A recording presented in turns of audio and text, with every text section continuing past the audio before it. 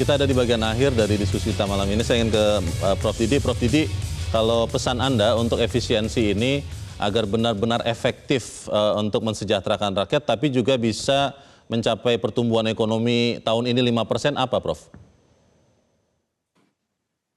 Jadi efisiensi ini bagus karena 10 tahun, 20 tahun itu pemborosan nggak karu-karuan. Tapi cara melakukan efisiensi dan komunikasi itu lebih penting. Dan komunikasi melakukan efisiensi ini yang sakit hati banyak, ya. Dan ini sama dengan kebijakan pengelolaan APBN. Kalau salah-salah komunikasi menimbulkan ketidakpercayaan. Pemerintah nggak bisa komunikasi, nggak bisa dipercaya mengelola APBN. Itu problem untuk investasi. Ini berat konsekuensinya. Jadi jangan sampai ada kontroversi atau kontradiksi di dalam kebijakan seperti ini. Tapi kalau sampai sejauh ini yang Anda lihat masih on the right track kah efisiensi ini, Prof. Didi? Ya, komunikasinya harus terus jalan, nggak boleh berhenti. Dan memang tradisi Kementerian Keuangan itu nggak ada komunikasi seperti utang 1.200 triliun dengan Perpu. Bocok-bocok tiba-tiba ketok Perpu. Realisasinya 1.500 triliun waktu Covid. Tiba-tiba begitu saja, ya. Itu pernah kan utang, pernah kita bahas kan di sini. Betul. Nah, jadi komunikasi itu saya kira sangat penting dan itu perlu dilakukan, termasuk cara melakukan dan realokasinya. Baik.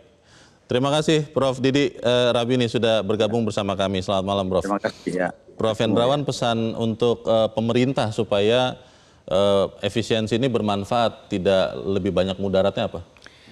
Efisiensi ini harus menjadi bagian dari konsolidasi fiskal yang terencana.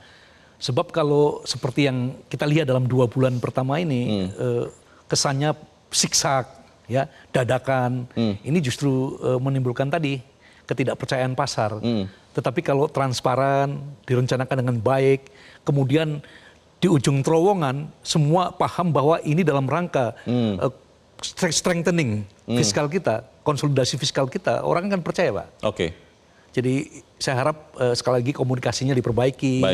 Cara-caranya juga jangan seperti mendadak begitulah, ya. Dividen BUMN sudah disepakati 90 triliun. Tiba-tiba ini kita kok bisa menghemat 200 triliun. Nah, ini kan orang kaget. Dari mana? Uang bagaimana? Apa ada tambang emas baru yang ditemukan atau apa ini? Terima kasih Prof. Hendrawan. Mas Haikal, kalau melihat yang terjadi sekarang, DPR akan melakukan apa nih supaya tidak banyak kejutan-kejutan yang terjadi? Saya rasa bagiannya DPR sebetulnya sudah selesai. Kita kemarin sudah ketok palu untuk penghematannya. Kalau ke depan ini kan kita menanti akan dibentuknya Danantara dan tadi yang dividen baru akan diinvestasikan. Insya Allah itu ke depan akan menghasilkan dividen lebih besar. Tapi saya rasa sebetulnya ini juga pelajaran buat para kementerian dan lembaga bahwa penghematan yang kita lakukan sekarang ini kan kira-kira waktunya bertepatan dengan orang akan menyusun APBN buat 2026. Jadi masing-masing KL ini harus lebih rapih menyiapkan APBN-nya ke depan. Jadi yang sekarang ini jadi model untuk tahun depan? Yang sekarang memang jadi model buat ke depan. Jadi kayak kemarin kan ada honorer-honorer yang masuk ke dalam program. Nah itu ke depan nggak boleh lagi seperti itu. Jadi sekarang penganggarannya harus lebih baik. Tapi yang penting masyarakat nggak perlu khawatir.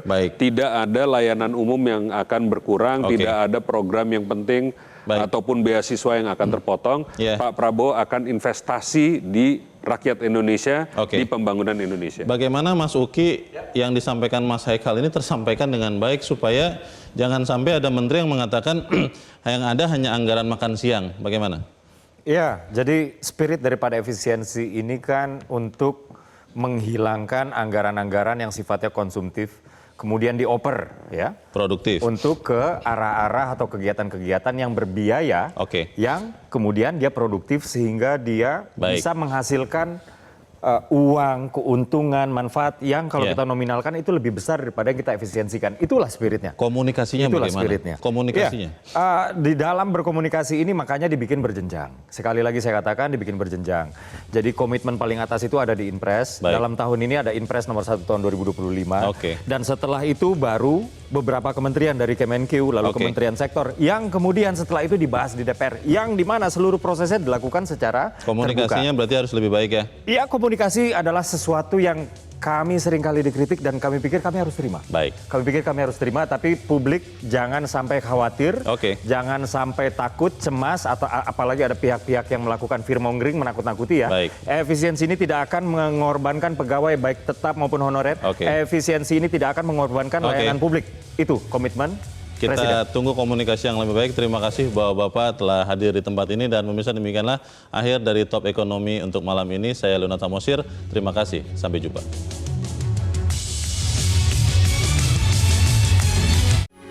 Metro TV. Jelajahi cara baru mendapatkan informasi. Download Metro TV Extend sekarang.